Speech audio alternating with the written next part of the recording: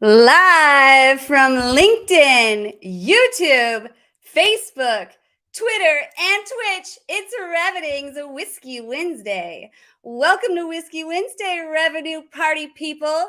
Can I get a what's up from the comments? I would love to see who's here because we have a lot of hot prizes to give away and hot topics to cover. And of course, two very hot guests that I cannot wait to introduce you to. So we're going to go ahead and just pull up the agenda so I can tell you what we're going to be doing tonight.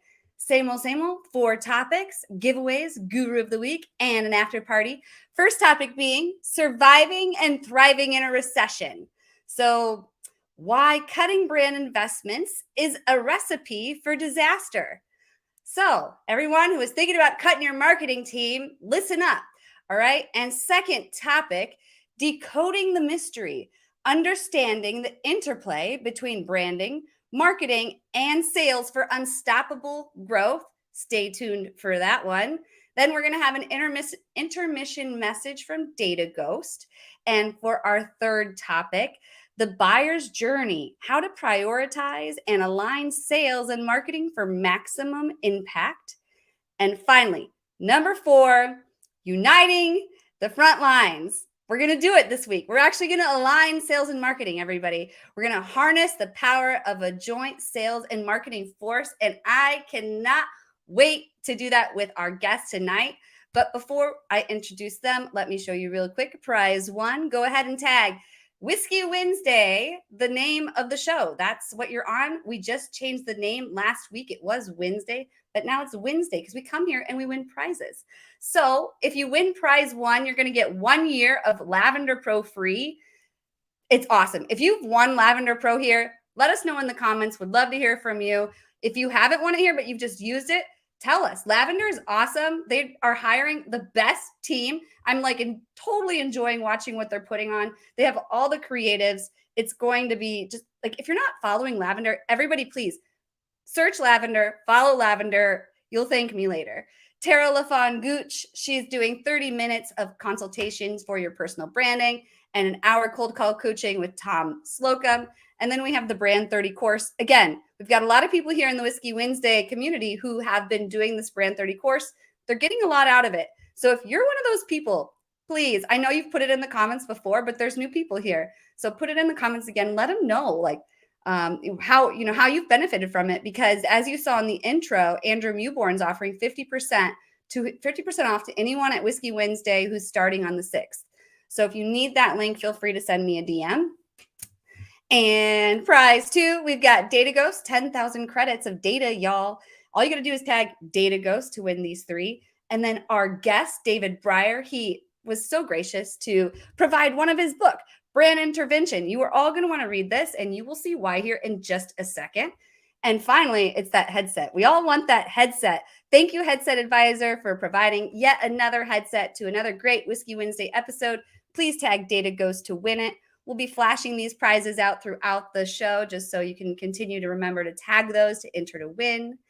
Real quick, a little announcement for next week. We've got a big show. We've got 4 guests coming on, and Ding is going to be creating Whiskey WinsDay, its own special intro song and Guru of the Week song. So I'm especially excited. So next week's going to be a little musical. We're going to be hearing some raps from Ding Zhang. So stay tuned for that. Also, next week, Nadia from Proposify. She's going to be joining me as a co-host. So stay tuned for me. So stay tuned for that. February 15th, this is in 2 weeks, we're going to have a special lunchtime episode. I've been hearing from a lot of folks that they miss our lunchtime episode that we did last year. So this month, we've got 2. We've got the 15th and we've got the 22nd. So we'll have Ross Simmons coming to join us, and he's going to be talking about how sales can harness the power of content. So he's pretty awesome. You're going to want to hear this one. February 15th, we also have Cindy Cohn and Emily Moreau coming in on the evening at 9 p.m. February 22nd, right here, y'all, we're going to have Heather Monahan. You will not want to miss this. It's going to be epic. And that same evening, we're going to bring some more fierce women to the stage here on LinkedIn, because we've got Melanie Borden and Jackie Hermes joining Whiskey WinsDay. February is going to be on fire, y'all. So I'm just warning you. Let's go ahead and get started. Without further ado, I can't help but wait to be so excited to introduce everybody to Elizabeth Ionita. Hey, Elizabeth. And David Brier. David, thank you so much for joining us. Welcome. Great to be here. Great to be here. Yeah, I see you've got some of my wonderful dear friends. Heather's like a sister to me. I mean, we're just great friends. And Melanie and Jackie. And so anyway, so I'm good to see that you've got some of my peeps that are in my corner. They're awesome. If anybody here knows of any of the guests that I just showed, please tag them so they can start to get excited to come in. Like, tell Melanie Borden, tell Jackie, tell Heather, tell Ross, tell Ding, tell Caroline Maloney, everybody who's coming on, that we're excited to have them here. So tag them. Yeah, message Heather, say that I'm telling some behind the scenes secrets. That she probably will want to tune in tonight to actually just see exactly what I'm sharing. Yeah, everybody give Heather a tag. Tell her to tune in. We would love to have her here. But I'm going to hop into our quick intro. We do put up a clock, 30 seconds. So without further ado, Elizabeth, would you mind if I go ahead and I'm going to get started with you? Tell us a little bit about yourself, Elizabeth. Yeah. Honestly, going back, I'm a immigrant father, farmer's daughter. Grew up on a farm, moved to the big city to come to university. I have a pretty diverse background. I was a private investigator early on in my early 20s. Then I went into recruitment. I went from headhunter to basically whale hunter. So I went into sales after recruiting some very senior level executive sellers and leaders. And I said, shit, give me some of that. And so I decided to go into software sales. And I recently officially pivoted to the marketing organization. So I'm really excited. Spent most of my career in B2B mostly, just starting to learn more about the B2C landscape. Yeah, and here to learn. Can't wait to hear and talk about all the things that are front and center for us right now. Muted. Oh, you're muted. Sorry about that. Sounds good. Okay, are you ready, David, for your 30 seconds? I sure am. Thank you for that intro, Elizabeth. Okay. All right, David, clock's up. All right. So first of all, I'm the author of the #1 Amazon bestseller, Brand Intervention. And yes, it's true that Damon John wrote the foreword to my book. Basically, I'm the $7 billion fire-breathing slayer of the mundane who's helped CEOs and entrepreneurs break free from the chains of just freaking bland, boring, life-sucking cliches that waste time and money. And I work specifically with the CEOs and entrepreneurs to transition from dull Me Too marketing, just blah, trash, garbage, to one-of-a-kind compelling brands and messaging that basically stand up and rise above the noise. Boom. That was close. Really close. That was really good. I feel pumped up. I'm ready to get into the first topic. And this is the first time, I don't know, tell me if I'm wrong, if any guests are out there listening, but this is the first time I think 2 Whiskey Wednesday guests took it upon themselves to be proactive and meet before the meeting, talk about the topics. So I think we have something really good in store for us. So I'm excited. I'm going to dive right into this very first topic, Elizabeth. Oh, surviving and thriving in a recession. Why cutting brand investments is a recipe for disaster. Do you mind kicking us off, Elizabeth? Yeah. Okay. So we obviously know there's a lot of that going on right now. And to be honest, we've had 16 recessions since 1923. And the research, at least that I've read and I've consumed, cutting spend in all the organizations or companies that cut spend during those downturns just did not keep up with their competition. So when we think about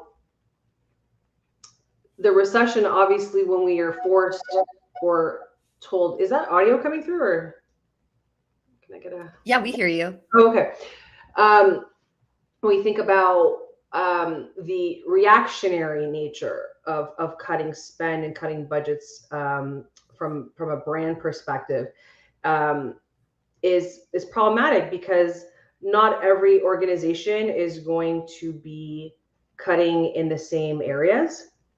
And so if we are thinking about companies that are in a highly competitive market, when we think about, the relationship between share of voice and share of market, it's clear. You spend money, you're going to be front and center with your consumers, with your customers, with your audience. And I think they say it takes about 5 years to just catch up from cutting spend within the first year of recession. So I think it's not about cutting spend across the board. I think it's just about being a little bit more aware and conscious of like, where are we going to cut? And I definitely think that the problem is that there's different definitions for brand awareness and brand building. And I'd be really curious to get David's take on this because, for example, what we know from the pandemic, obviously we were forced to stay indoors and stay at home. So obviously it was an easy decision to cut spend on the big events or the big sponsorships, et cetera. And companies were able to accelerate in other areas, especially in the digital side. But I say for an organization who is forced to cut spend, count your pennies. Just do not take it away from initiatives that promote and bolster your brand in the market. So mute. I can't hear you. I said that's a great point. What would you add to that, David?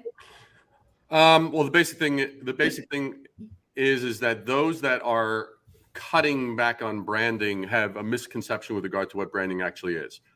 Branding is four things. It's the art of differentiation. 4 words. The art of differentiation. When things are getting tough, the necessity to actually differentiate and stand out is even more important. So the idea, there's an old idea, and this is what I think that when people go, oh, we got to cut back, blah, blah, blah. You know what? I mean, I know there's a lot of people that I know, people like very high profile, names we all know in business. When stuff gets tough, they don't pull back. They push forward even more. It's like, how do they differentiate more? How do they add more value? How do they push? And so the idea of pulling back, it's kind of like just like in a sales call. When you go into a sales call, who are you going to actually respond to? You're going to respond to the person that's shrinking back because maybe they didn't quite feel comfortable in the room, or you're going to actually feel that you can engage and talk with and entrust the individual who's actually leaning in, who's all in, who's present. And brands need to do that. So to me, it's a factor of, you don't want to be wasteful, and you might need to tighten things up. Like, okay, where are we going to allocate? But don't freaking stop. Mm-hmm. Stop is a death sentence. Can't do it. Absolutely. And it's like a growth hack, right? Spend money on marketing when everybody else is cutting it. Yeah. And advertising is technically cheaper in downturns and economic recessions, right? And so companies can actually leverage and benefit from that. And again, like, it's the perception too, right? So unfortunately, and again, I'm more biased towards B2B because that is my world. That's kind of all I've known. But like, we see all the budgets obviously cut the cuts and the human capital, implications of the layoffs. And I can't imagine if you're a customer for one of these organizations, you're not thinking about, okay, at which point will this start impacting me as a customer? And so we have to think about brand perception and then brand loyalty to a certain extent, both in B2B and B2C, because again, consumers are going to curb spending and maybe go to alternate, purchase alternate items or things that they need day to day. But again, once things go back and stabilize, when you have that brand loyalty, they are going to come back and maybe pay premium prices. But I think that organizations have to maintain a certain level of credibility in the market and not have certain initiatives be sacrificed at the expense of saving some money from a brand perspective. So, I'm gonna throw in one other facet, which I think is vitally important. Everything you said is true, but it's a short-sighted mentality when organizations start doing that, because all they're looking at is, how do we control our finance? And they're not looking at the fact that, hey, you know what? Their client base or their customer base are also running into challenges, which means that they are looking for better answers, smarter answers, quicker answers, more efficient answers, or more enjoyable answers, or maybe little ways to brighten up their day, depending on what space you're in. So, it's like one can get so just focused on their own circumstances and financial, where are we going to allocate, that they lose perspective on, hey, you know what? Our audience is also dealing with challenges. How do we add more value to the circumstances they're having to encounter? And if we really are that resourceful and smart about it, we can actually gain market share. Yeah. So I mean, that's where it gets exciting to me. Yeah.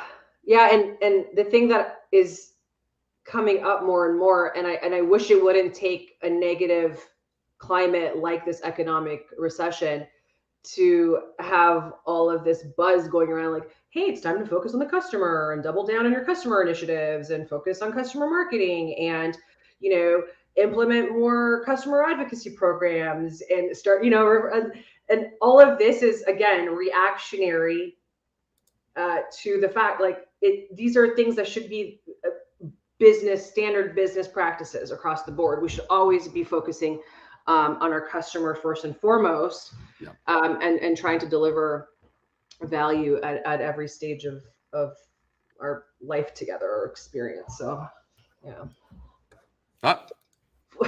Jess, you have to condition yourself. You're muted.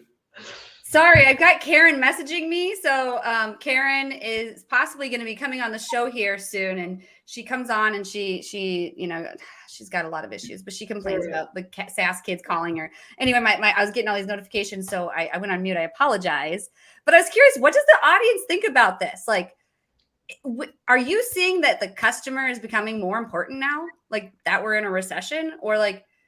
And also, I would love to hear from some organizations that, like, now that we're in a recession, are investing more in marketing because they see it as a competitive advantage. Because let's be serious, right, David? And it's been this way for, I think, a lot longer than people have imagined. But marketing actually fucking matters. Oh, 100%. I mean, we had like a freaking killer. We had a freaking killer month. I mean, January was like absolutely slayed it, and companies are leaning in. I would say there's probably two worlds in parallel. There's the world out there of like blah blah blah with what's going on with the economic climate and this, that, the other. And yeah, I'm not going to be tone deaf to that. I get that. But the companies, my clients that are really, they're just leaning in. Where do we need to lean in? Where do we need to push? Where do we need to provide? Because when times are tough, here's a question for everyone. When times are tough, are people looking for less answers or more answers?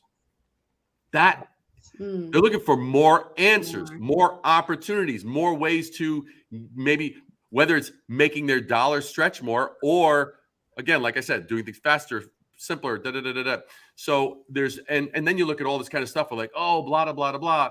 Hey, and there was someone who put it, even an example. Someone wrote a tweet about joking about Chat GPT and going, Chat GPT, it's going to be the death of copywriters. And I said, bullshit. I said, was Peloton the death of gyms?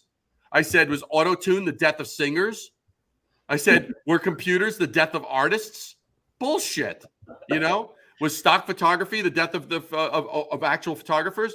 Bullshit. So the thing is that it's a short-sighted mentality. It's not true. There's actually, to me, there's probably going to be like there's always going to be a rebound, and it's going to rebound into more. But right now, none of my clients are cutting back. That's great to hear. Probably because they're working with you. They've got good advice. They are freaking lucky. They are freaking lucky. Man, they freaking won the lottery ticket. They really did. Like, if you're going to go into a recession, you better be working with David Brier. But on that note, it's already 25 minutes in, and we're only on topic 1. So I'm going to transition us into topic 2 and ask you to kick us off on decoding the mystery, David, and understanding the interplay between branding, marketing, and sales for unstoppable growth. I love it. All right. So this is one of my favorite topics. It's always interesting because of the fact that when I talk about this, because again, I deal with the CEOs, with the business owners, with the founders, because if there's something a little off there, I need to get that corrected, so that way it filters into the organization properly. And I want to get the exact vision. What's the vision that founder had? Well, here's the interesting thing. All of us, I'll speak for myself. Everyone that I speak to, clients, prospects, etc., there's always the attention on what I call the finish line. What's the finish line? Finish line is more sales, more customers, more leads, more in the pipeline. That's what I call the finish line. They're always upset. Like, we need more of that. We need more of that. We need more of that. Okay, great. Fine. Well, here's the deal. In the history of just planet Earth, every sale was preceded by 2 specific actions. If you know this and don't have them all clumped into one bucket, it will make your life 1,000% easier. So the first thing is prior to a sale happening, marketing occurred. Now, what does that mean? The job of marketing, they get stuff out there. They execute. That's the job of marketing. But the thing is, the job of marketing isn't to define how is our brand different? How is our brand unlike other brands? How do we have our own lane? How do we get as close to being a category of one as opposed to just sort of like bleh, and just because there's going to be two races you never want to be part of. You never want to compete on the race to the bottom, which is, oh, you guys can do it for X price. We can do it for a little bit less. Oh, well, they can do a little bit less. Then that race to the bottom is a loser. There's always going to be someone who can come in and undercut. So that's a losing proposition. Then the other one is the race to the top, which is like, oh, they've got 12 features. They've thrown in these amount of bonuses. Well, we can add that. Well, we can add that. Or if they could do that size, we could do the giant size or whatever. So the point is there is branding, which gives an opportunity for now marketing knows what the hell to talk about. They're not just trying to, oh, let's play the price war. Let's play the feature war. No, how are we different? Because there's something that basically we talked about earlier this afternoon. Different is better than better. Different is better than better. To ever do that whole thing with regard to, oh, well, we're better. Everyone's coming to the party with, we're the best option for you. For these various reasons, everyone's playing that card. Unless you can define, hey, we're different. We're not like everyone else. And actually have a narrative that is unmistakably yours. That's where it gets freaking exciting. And so, those three pillars, branding, and then marketing's job is to execute on that branding. And then you end up with sales. Sales is the result of that. Sales is the cause that makes all that other stuff possible. That's awesome. And I mean, I love the way you explain that and how it's all one. But I know we had a guest just poke in. Karen, how's it going, Karen? Hello? Hi, Karen. How are you? Okay. Why is it every single week I'm trying to reach the LinkedIn support department and I end up on this show? I don't know. Maybe because we're the loudest. Maybe we're louder than LinkedIn's marketing. Okay. Well, this week I am particularly mad. Okay. Well, let me tell you something. This week I've been getting called on my personal cell phone by the SAS kids all week. And I thought HubSpot was putting a stop to the SAS kids by laying about 6,000 of them off. But it looks like, and I know it's probably a little too soon to joke about that, but we're going to do it anyways. This is nighttime television and, a lot of people don't watch it. So thank you for at least hosting a show that people can be honest on. Anyways, I am mad. Okay. They keep calling me. I've had to call their little managers. I've had to call their management teams and just go right at their managers to get me off the list. Karen, did you tell them you just don't have any budget? I do have budget. I just don't want the SAS kids calling me on my personal cell phone. I'd probably buy whatever crap they have if they'd stop doing it. Just tell them that you're going to kick their SAS. That's a good one. I like that one. I respect that one. And you're right. These little kids need a little kick in the sass sometimes because guess what? They keep calling my personal cell phone. I'll tell you, it's these Ferrari driving, Rolls Royce driving, yacht clubbing group of data providers who keep listing my phone number on these personal dial directories. Oh, man. I know they're all showing up in Ferraris because they're selling my phone number. And I know where they all are right now. And I bet they're on their Ferraris with their families. And wait, sorry, I've had a couple of glasses of whiskey here. See, Lauren Sturman's got it. Lauren did it perfect. Sass holes. Tell you freaking sass hole. I mean, I think it's perfect. Kiss my sass. That's what you got to tell them. I'm mad. You're firing me up. I like you better than Josh Braun. Josh Braun manipulated my emotions. This is good stuff. Josh Braun made her like cold callers. For 1 second, he tricked me into one of these little Josh Braun vortexes. Every time I read his post now, I'm in this vortex. and I start liking sass kids a little bit, and then I realize, what the hell are they doing? They're calling me while little Johnny's on the soccer field kicking the ball around. Yeah. Hey, I'm mad. And if you haven't heard, I want my name taken off the list, and I want these Ferrari driving, cruising. This is bad. We need these kids to stop calling my personal cell phone. I'm angry, okay? I'm pretty pissed too. Maybe Seamless AI and Zoom Info should pay attention to the show. Maybe if they became a sponsor, we wouldn't have to, maybe we could get them on here to talk to Karen about the data. If there's any way I could get my own daytime spot again, I want to get Brandon or Henry on here. And I want to find out what's going on. How do I get my name off their list? All right. Can someone please tag Brandon from Seamless AI? Like, we're wondering, can we get you on the show? Seamless AI, anyone you know from there, Zoom Info. Karen has a lot of questions for you. You have made my night, Karen. This is like a segment out of Seinfeld. This is priceless. I love this. David, I like you. You and I would have a couple of glasses of whiskey and we'd have some fun. We'd call these sass kids in. I mean, I work in HR, I don't know, 3:34. I mean, that's a full day for us here in HR. Unless we have to fire a group of these sass kids. I mean, I am so angry right now. I'm going to go see if I can find the LinkedIn support line. I got to get this thing over with. I'm just angry. Anyways, have a great evening, everybody. Thanks, Karen. Hope to see you again. Hope they stop calling you, Karen. Maybe one of these days. Whew. I don't know. That was priceless. I will say that I have never experienced anything even remotely close to that on like a live event. Yeah, Karen's awesome. I can't get enough of Karen. I just feel so grateful that I get to message Karen, because man, she's just got a lot of opinions, and I don't want to say I agree with her, because I do think that a good cold call can have meaning, and it can be done well.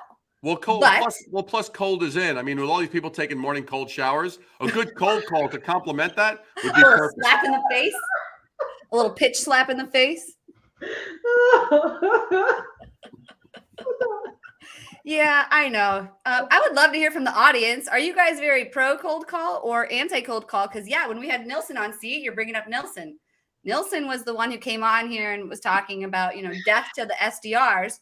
And the SDRs didn't really like that.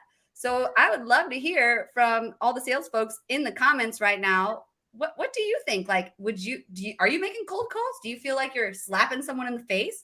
Because honestly, David, we're marketers.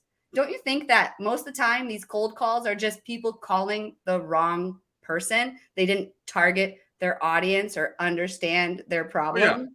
Oh yeah. Well, not only that, but too oftentimes they're just like they're like dialing for dollars, and the hardest audience to sell to is someone who's in marketing. Yeah, because I have 8,000 unread emails right now.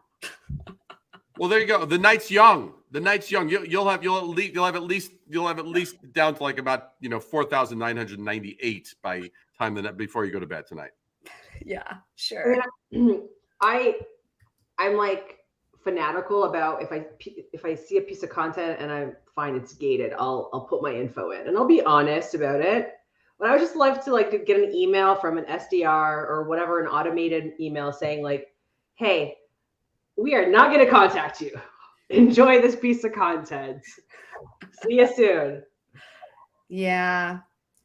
I know. I think it's a good practice to put your best content out there and try to get your readers to read it without gating it for an email. Because hey, why not just call the Ferrari drivers and get the email that way, right? So, but anyway, this is topic 2. For now, I'm going to go ahead and take a quick break, but we'll be back for topic 3 right after these messages. We're all Hey everybody, my name is DJ Kim. I am the founder of Data Ghost, and for the last 2 years, I was the co-founder of Rev Genius, helping to build up the community up to 30,000 members, doing everything from product, marketing, operations, and learning the ins and outs by meeting and talking with the most incredible sales, marketing, and RevOps leaders in the space. And the biggest gap that I noticed was the gap in data accessibility. If you are a prospector, and unless you are highly technical or your company or yourself can pay for the data or the enrichment of the data, it's actually really hard to come by good, accurate data. So I want to create DataGhost to create a platform that is accurate, easy to use, but most importantly, accessible for anybody. And our core feature right now is an email finder. So you can input a first name, a last name, company domain, and it'll give you a verified email. We also have an email verification feature where it'll tell you if an email is valid. And on top of that, over the next month, we'll be rolling out features such as a LinkedIn scraper, a Chrome extension, a Google Sheet plugin, and then the ability to find contacts just off of industry, location, and role. That being said, I hope DataGhost is a platform that equalizes the playing field for anybody, because sales should be a skill issue, not a data accessibility issue.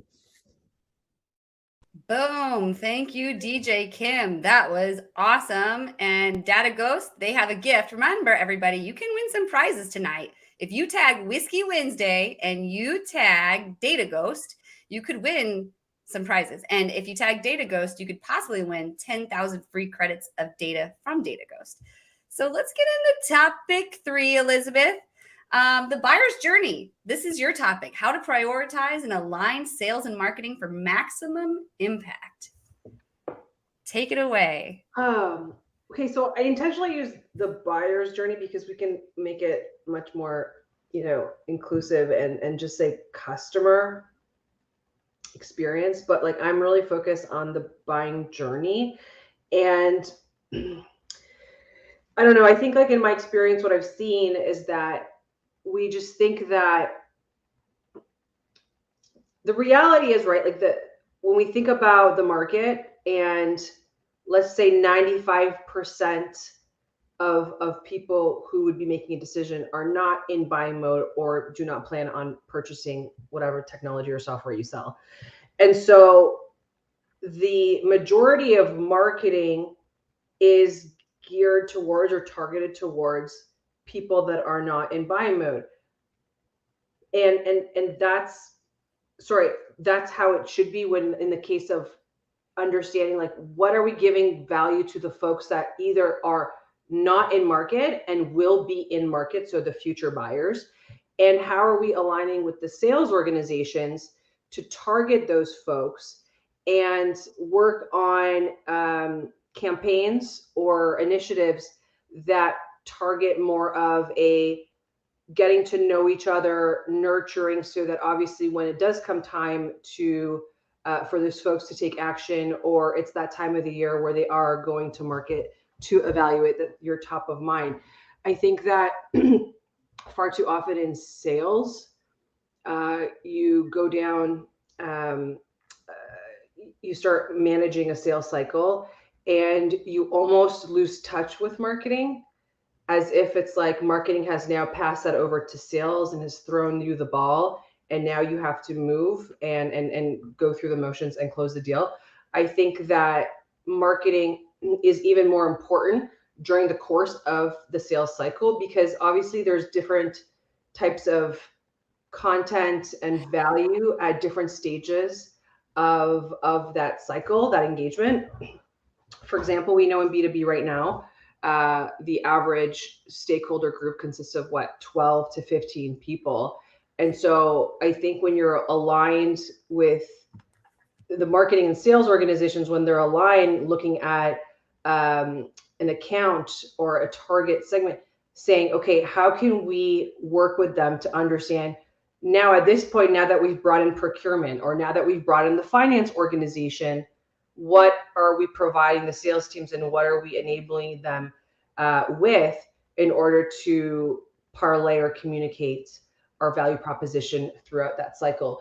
And I don't think that a lot of organizations do that often enough, because I think it's just more of it's a linear approach. So, okay, marketing is responsible for demand gen and lead generation. And so once that comes in and they're showing intent, they have a hand raiser, now sales owns them. And I think that transfer or that kind of cast off shouldn't happen. You should stay together. You should stay connected and keep that channel of communication open. until that customer signs the contract. And then now you're starting over again, because now you're taking them in and you're hoping that they're now going through the steps to realize the value or returns that you promised them in the cycle. So again, this is a generalization, but for the most part, what I've seen is that okay, we've done our job. Now you go. Now the ball's in your court. Go sell. Go bring that in. But sales should still be very dependent on marketing, even though we're still in that cycle, which could be months, right? So. Absolutely. Sales should absolutely be dependent on sale or on marketing. And, you know, when I meet someone who typically ends up being a good salesperson, what I always find is they value marketing. They come to me, they want to build a relationship. They know that by building a relationship with marketing, that they're going to be able to possibly get some of the things they need. You know, if you have a relationship, you might be able to get a bone, maybe get a thing here or there. But marketing matters. And if you want to actually sell, then, you know, start making friends with marketing, start inviting them on your sales calls meetings, start bringing them in and letting them hear from the customers. Don't make them feel awkward in those meetings, make them feel very welcome, because it's going to benefit you. You will sell more if your marketers can better understand the customer. What would you add to that, David? I would add to that a food analogy. So I would say, so like being a native New Yorker, growing up and going to great restaurants and stuff. One of the most enjoyable things that I loved was a great pastrami sandwich. Now, never did that pastrami sandwich, never did the rye bread go, what? Pastrami, you're freaking too tall. You're too lean. What's your problem, dude? And the pastrami didn't go, hey, you know, caraway seeds, rye. It's like, yo, lighten up, man. I mean, I'm like over here. I got an allergy. Okay, they didn't fight. They realized they were part of the whole package.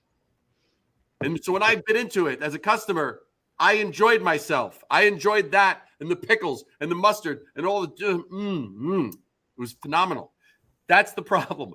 I have seen sales and marketing. It is incomprehensible to me that more often they tend to function like dysfunctional siblings. And I don't know where that came from. You know, I don't know if it's kind of like, oh, if you do that, you're going to steal my thunder. And if you do that, you're going to steal. I don't know where the competitive side ever started, because it makes no sense to me. Our goal, who's the enemy? Not each other. The enemy is, you know, our competition, who's offering an inferior product or service, right? So our enemy is our prospective clients of ours actually getting an inferior option than the one that we could provide. So it's just a matter of context. I think too, right? It comes down to transparency. I mean, for the most part, if you're in marketing, I hope that you know what a day in the life of a seller is that's selling your product, or, you know, consulting or in the market with your audience, with your market. I don't think it's the same.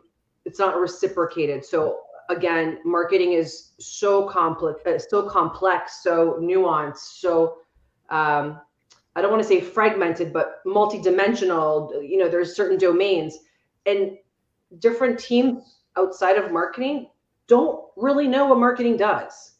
And if they're not the first ones to offer and say, hey, you know, would love to take you through, you know, jobs to be done, or, hey, this is pretty much the foundation of how we launch a campaign.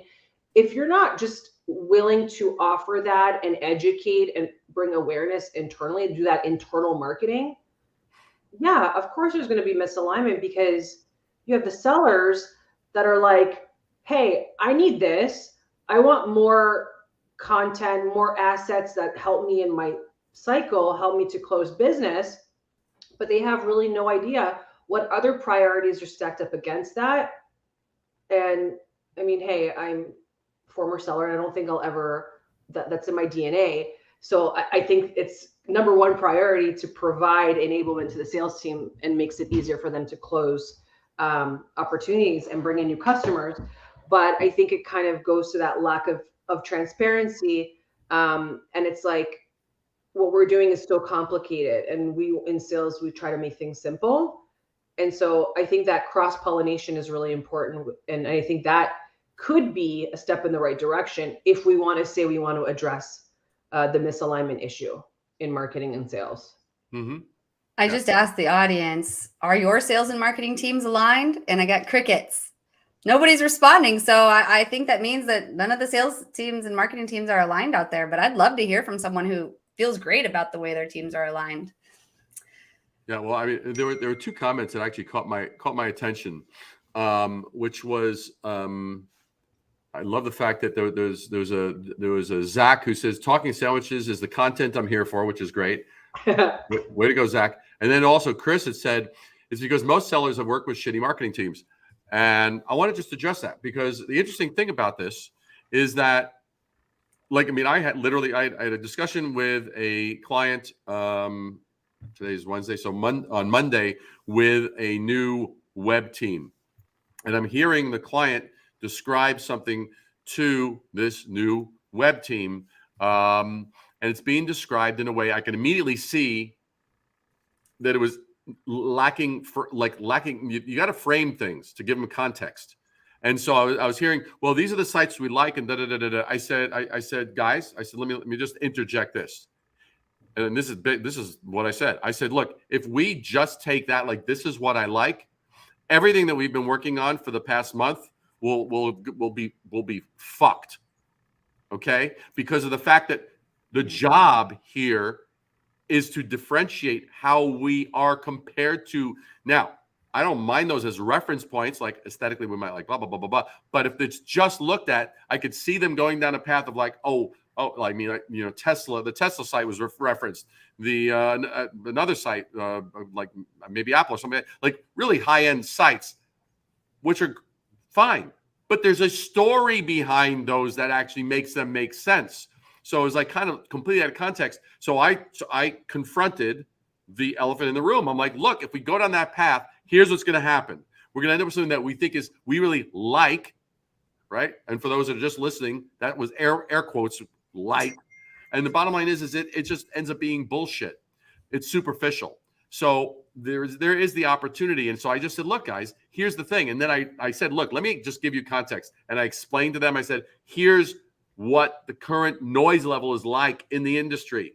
Here's where we have an opportunity. Here's how we're going to differentiate ourselves. And it took me what? It took me probably 4 minutes. And at the end of those 4 minutes, we were now all on the same page. And they're all nodding, going, this is awesome. This is great. Because now they know why.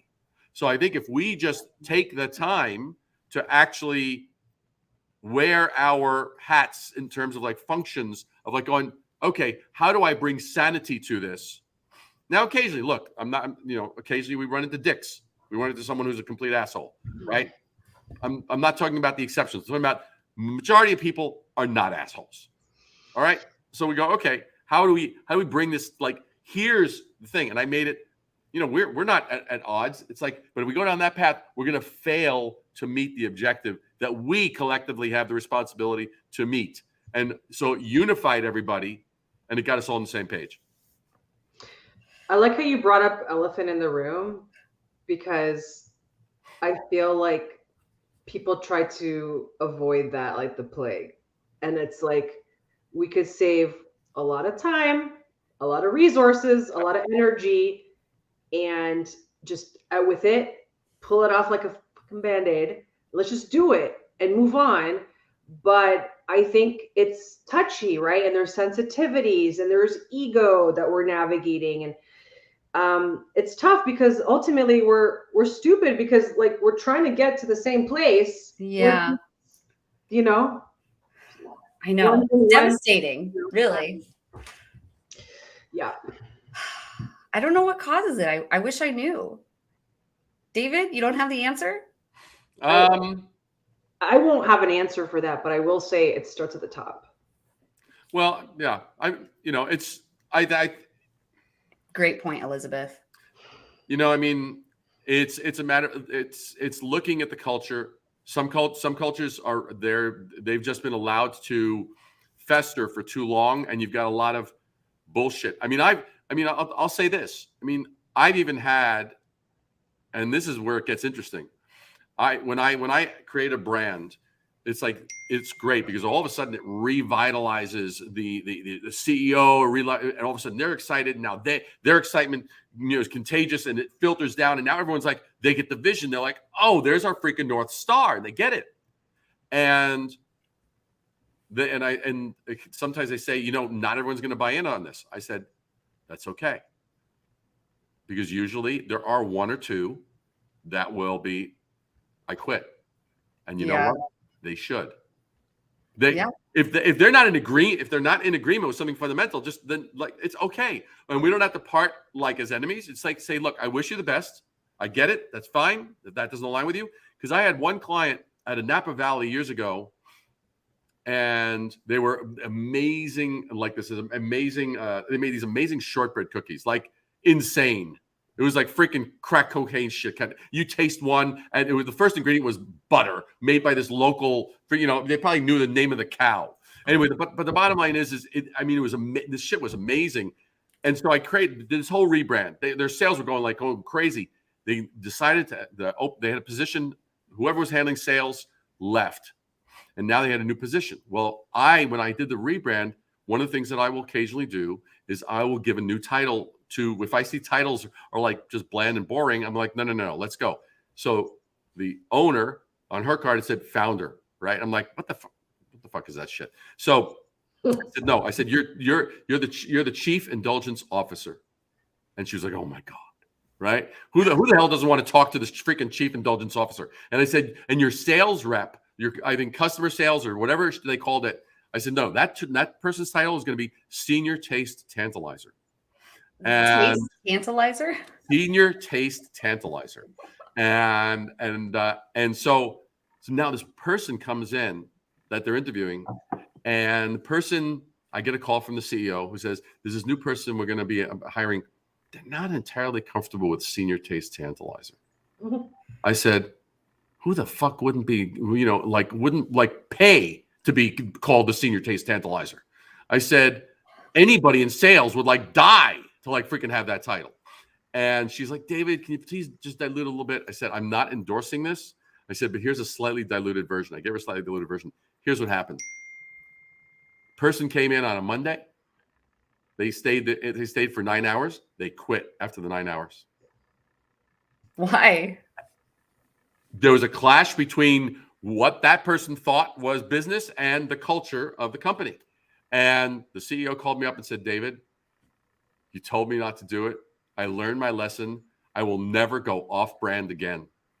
But that's the kind of power of it. So, sometimes it's if you really get this stuff dialed in and you get a brand thing that's just like, it's like, it. It's like you feel it. And it just gives you that narrative that everybody else is going like, oh, and it gets people excited and you see it in their eyes. Man, you know what? If a couple of people are going to walk, let them walk. Yeah. Wish them the best.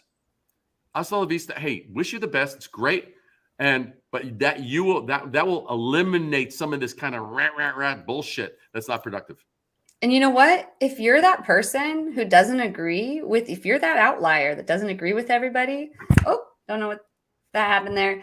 Then you need to make sure that, it's okay to walk away too. And it doesn't have to be a dramatic thing. It can be as simple as just figuring out your truth, that you don't agree with what's going on, and then having the courage to live in your truth. And, I think that more people need to do that. And right now is a really great time to do that because anybody can go out there and build right now. Like, the internet is just thriving with entrepreneurs who are out there, like Whiskey WinsDay, we've got sponsors. Now with Reviting, I'm doing LinkedIn growth. I'm helping people done for you LinkedIn. So, there's all these different ways you can go out there and do things. So if you are that outlier, don't force it. It could be that maybe it's just not meant for you. So, I just wanted to point that out because sometimes people find themselves as being that outlier, and I think it's okay, and you got to make that decision. But we are on topic 3 and we need to move into topic 4. So is there anything more on the buyer's journey and how to prioritize and align sales and marketing before we move on? Get a window seat. Get a window seat. On the buyer's journey, make sure you have a window seat because it could be a long trip. It might be short, might be some interruptions. So at least you'll get a good view. So you can see what the heck's going on. That's right. Number 4, uniting the front lines, harnessing the power of a joint sales and marketing force. So here we are. How are we going to do this? David, this was your topic. Why don't you kick us off? Gosh. I would say this came from a cybersecurity rebrand that I had done about some months ago. And what ended up happening was there were a lot of cooks brought into the kitchen, like people from all sides, from product, from sales, from marketing, from the C-suite, from the this, from that. And they all had these. It's like it was like I am not an advocate of committees. For those that know me or read my work or whatever like that, I don't advocate committees because committees have a fundamental flaw. Committees, basically, the whole structure is, hey, let's all sit in a room. Whether whoever's been brought to that committee, and you can have people that have been with the company for 4 weeks, people have been with the company for 4 decades, and but yet they all have equal voice, which is bullshit. It's bull. Let's call it a spade. Bullshit. Okay, that is an unworkable structure. Plus, there's no leader who could basically say, no, I am basically going to steer this. I take responsibility for steering this ship. And if anybody wants to, provide some insight, great on insight. But the bottom line is it's like there needs to be a point of decision. And so with these guys, it's like we kept on getting this and this and this. I said, and I was asked questions that I could never believe. I was like, I was being asked questions. I mean, well, David, if we do that, then do we have to revisit the entire rebrand? I said, did Apple? When Apple came out with the iPhone, did they go, oh my God, this is in the telecommunication space. Do we need to revisit? Do we need to be Apple Telecom? No. I mean, no. If you build a brand based on values, overarching values that then you can actually have a structure and a context under which many other things are the output of those values. And the 2 most obvious examples that we all know, you look at Nike, you go, okay, Nike, just do it, right? It doesn't say cooler sneakers, like really awesome design, blah, blah, blah, blah, blah. Or it's like, it doesn't talk about all that shit. It's like, no, just do it. It was an attitude. It was like, you know what? Just do it, right? And then you took, when Steve Jobs came back to Apple, what did he come back with? He didn't say, hey, cool interface, simpler, awesome design, blah, blah, blah, us. No, it wasn't about us. It was about values. What was the value? Think different.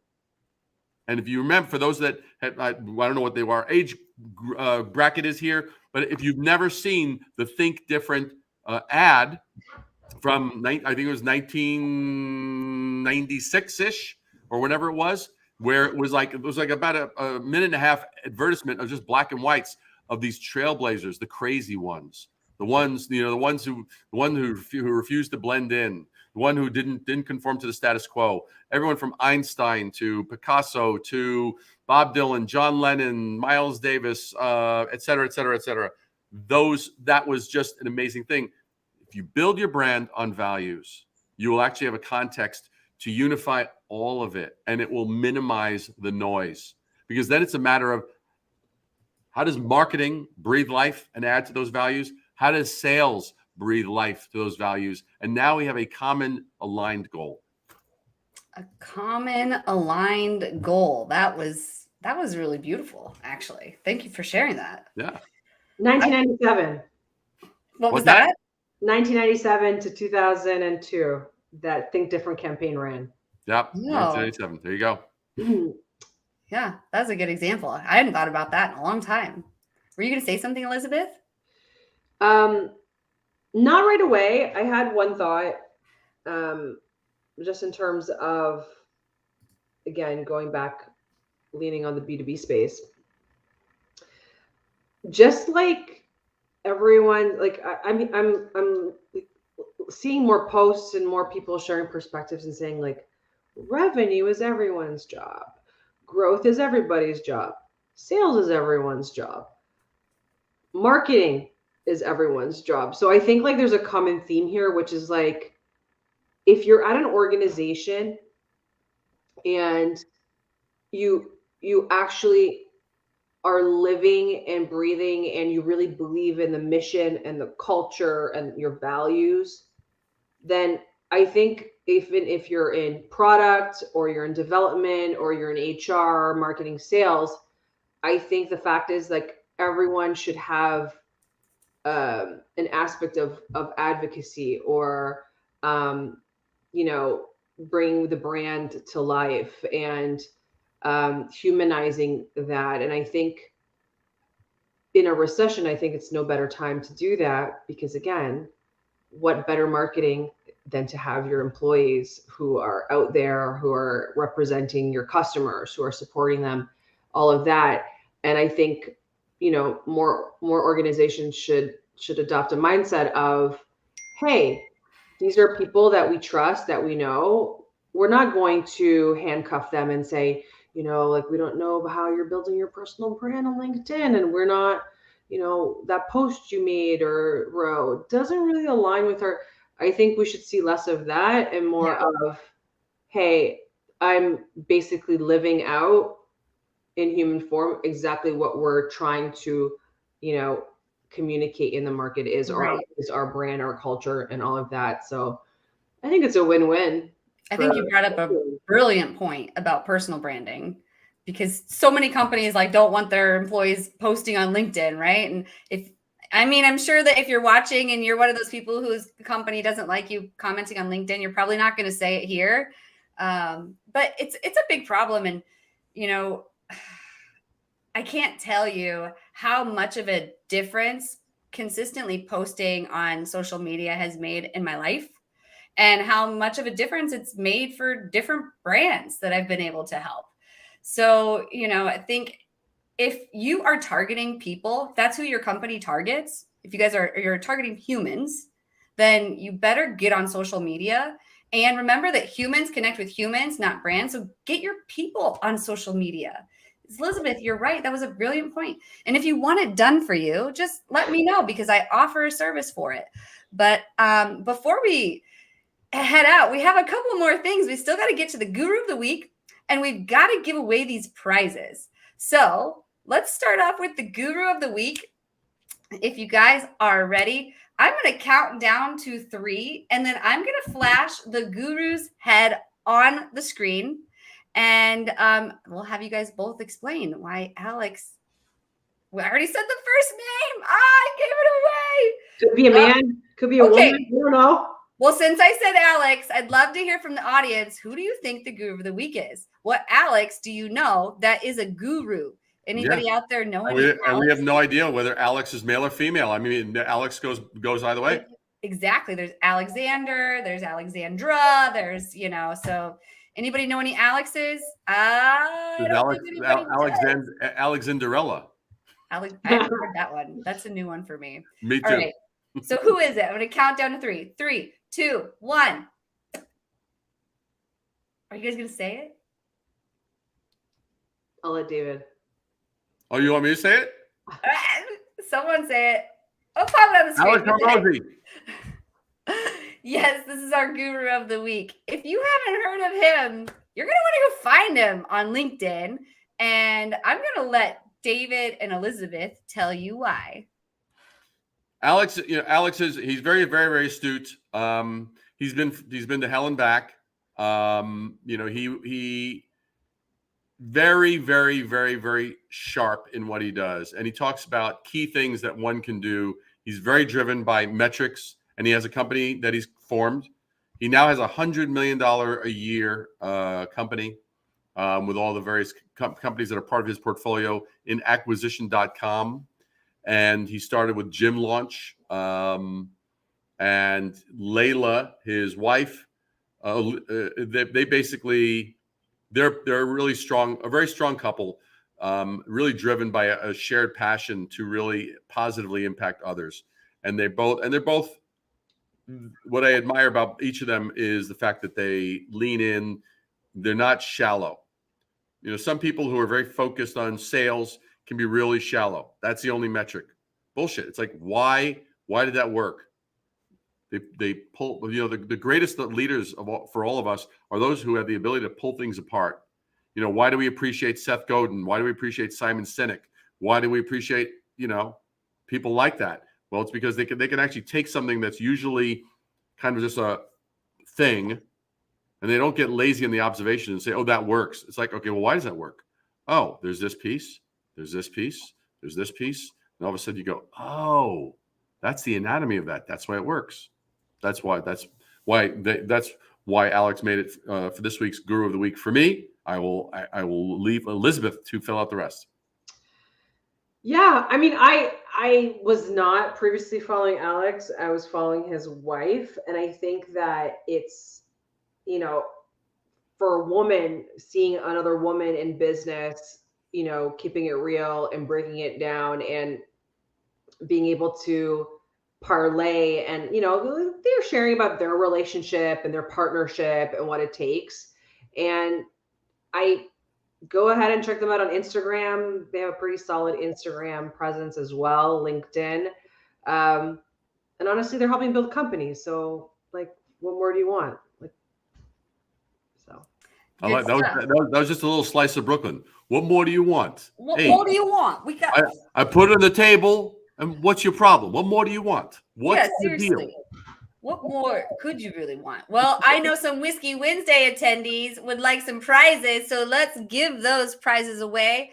I am going to share my screen, and Erica Stover, who helps us in the background, you should search Erica Stover on LinkedIn, follow her because she's awesome at StreamYard. So I'm getting ready to pull up my screen, Erica, and we're going to get ready to play the music and give away some prizes. I just want to make sure I pull up the right screen. We're going to give away prize 1 first. So you guys can all see that. Are we ready? Erica, are you ready? Here we go. Who's going to win? Prize 1. It is. I'll take it off though, because we can't see. Oh my gosh, Topher, are you serious? Did you really win? Congratulations, Topher. I will follow up with you, Topher, in the next week. Give me 7 days. I'll probably do it before 7 days, but I will connect you with everybody so that you can get these free prizes that you won. Lavender Pro 1 year, Tara LaFawn Gooch, the SD Lab, and Brand 30. Topher, congratulations. I'm very excited for you. Prize 2, we got Data Ghost, Headset Advisor, and Brand Intervention, the book. Prize 2, who's going to win? You got like 2 seconds to enter Data Ghost to enter to win. You better get Data Ghost entered to win. I'm going to go ahead and share my the other tab now. 1 second. Let me get it going. Here we go. Chrome tab, giveaway, Data Ghost, enter to win. Are you all ready? Okay.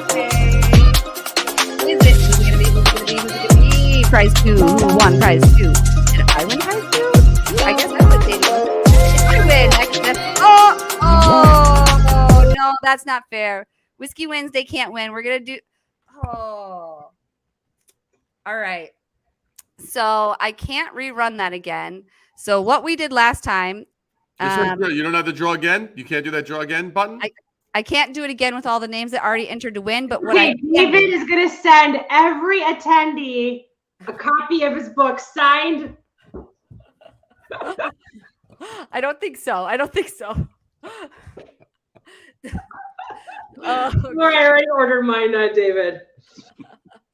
Yeah, no, what I was going to say is what we did last time this happened for prize 2 is we asked everybody who wanted to win prize 2 to make a post. Take a screenshot of our beautiful faces right now. We're saying cheese. You got to get that screenshot in, and then you got to post it, and you got to tell us why you want to win prize 2 and tag Whiskey Wednesday and blow it up. And as I see that, I will write your name down and I'll put it in a hat, and then I'll go live and I'll draw it. So that's what we have to do. I'll try to do the drawing by Friday. So if you could please take your picture, you got a couple more seconds. We're here. But the show does live on. Did you see what Topher wrote? What did Topher write? I'll trade mine for that one.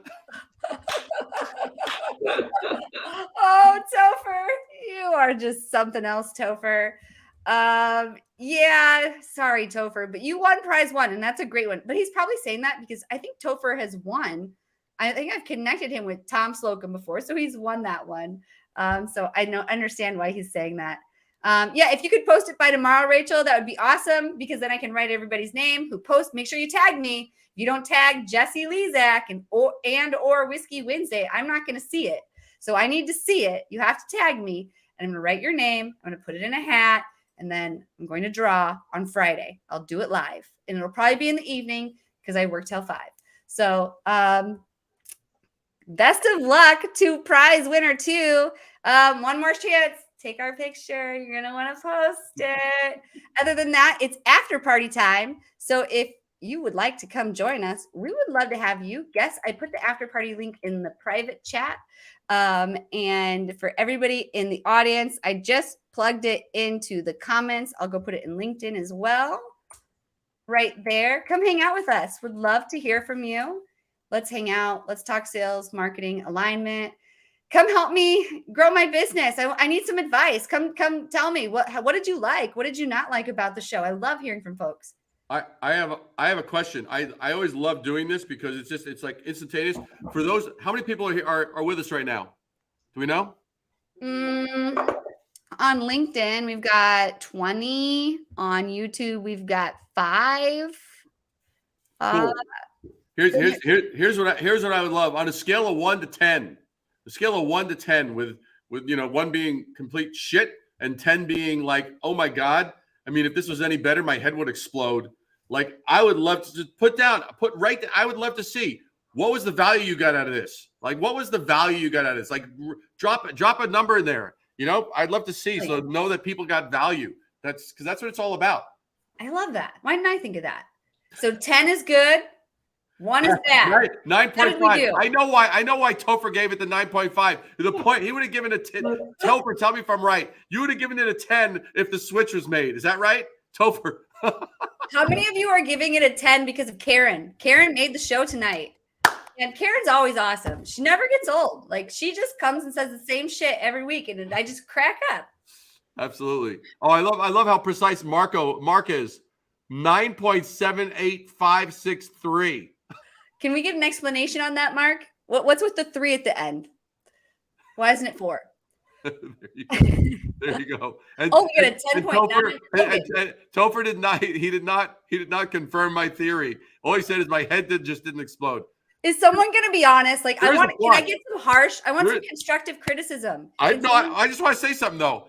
Yeah. The fact that Topher's head didn't explode, that should count for 0.5 and make it an even 10. That's my own opinion. That's what I'm saying. Wait, Topher's head didn't explode? That's what he said. He was a show. I just have a hard time with perfect 10s. Okay. I'd settle for 9.96345. Is that what your number is? No. Oh, I never want to say it because I don't want to influence. I want people's honest feedback. There's always room for improvement. I love that. That's what I think too. There's always room for improvement. So I'm looking for some constructive criticism. What can I do to improve this show, y'all? I really am planning on growing this. I'm not stopping. As you can see, I'm doing 2 shows on 2 Wednesdays this week. So like, I don't want to waste my time. If this shit is stupid, put it out there and tell me, like, I want to know, like, what is he's reaching for that 0.5. Oh, okay. I thought you were I was drawn to the low number because I want to see, like, how do I make to the low number? That's like, I love the 10s. That's the whiskey talking. I'm drawn to the low number. I usually like the high numbers. I love the high numbers. Don't get me wrong. I would be really sad if all I had was low numbers. I wouldn't be here right now. If you want honest feedback, ask for private feedback. Okay, Chris Bogue, I'm going to take you up on that. Good. But this show is amazing. We love you. All right. Does anyone want to join the after party? Do we have any folks? Ooh, looks like we've got quite a few people, or at least 2, waiting. So if you would like to join us, we are going to go party in a Google Hangout where you can come hang out with us. You don't have to turn your camera on. If you're just laying in bed, don't worry. Just come hang out. We want to meet you. We want to talk about these topics, hear your feedback, what you thought about them, and really anything else. Also, if anyone has any ideas of who you'd like to see on this show, feel free to tag them into the comments as well. Always looking for some interesting guests. But other than that, David, Elizabeth, thank you so much for joining us. Thanks for making it was lovely to meet you. Absolutely. Yes, thank you. All right. Well, with that, I think we got to close out another Wednesday. I hope to see you all at the after party.